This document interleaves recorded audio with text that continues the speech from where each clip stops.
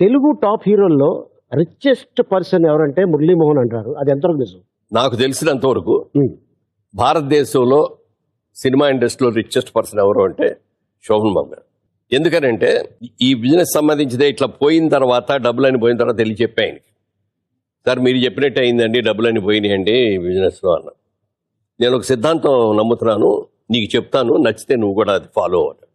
ఏంటండి అన్న, ఈ ప్రపంచంలో 3 వంతులు సముద్రం ఉంది, ఒక్కొంతే నేల ఉంది. ఈ ఒక్కంతో నేలలో కూడా కొంత పర్వతాలు, మంచు పర్వతాలు ఉన్నాయి, అక్కడ నివసించలేరు.